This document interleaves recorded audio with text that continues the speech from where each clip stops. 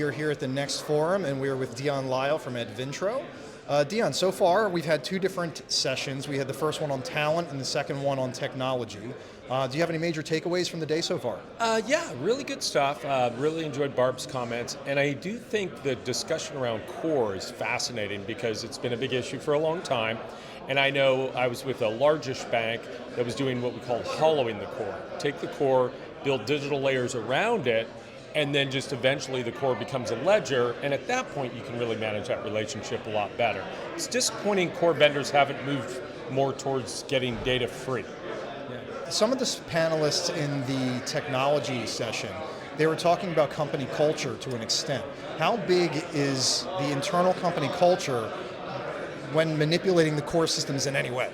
Yeah, no, that's fascinating because I know, again, when I was at a fairly larger bank, we really struggled with that because our internal team was so large, they wanted to build everything, and yet the core vendor wanted to do everything. And I was Mr. Outside going, well, there are fintechs who can do this in 20 minutes. You're telling me it's going to take 4 months. Why would I wait 4 months? So the internal build, external build, connecting to API, fintech, and the ecosystem, I think is the smartest way to go. I would not buy a full core end-to-end. I would get the best parts of the puzzle and put it together. One of the comments from one of the panelists up there alluded to community banks not realizing what is capable because they've essentially handcuffed themselves by leaning on Excel, Microsoft Excel.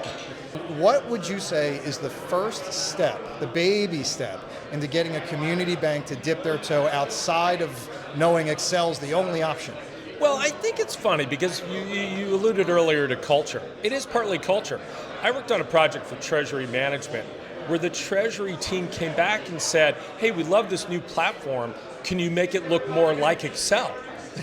People do what they're comfortable with. I mean, I hate to admit it, but Excel holds up the finance world, and that's not a bad thing, but you have to ease people into the changes, what I call a bridge. You need a bridge from here's Excel, here's the future, help me bridge that. And culture, let's face it, I love bankers.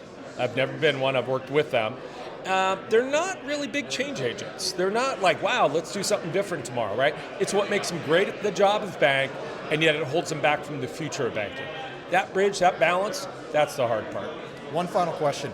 This is going back to talent from the first section. If there are a few folks within a bank that are looking to have the bank grow from a technological perspective, is the best way to hire new people? I mean, is the best way to fill it with new folks? And where do we find some of these people?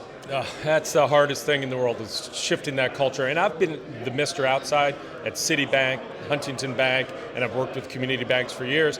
And you need both. You need to know where the bodies are buried, crude analogy, but it's true. And you need to know people who have a vision of the future. I want some people who think about the possible.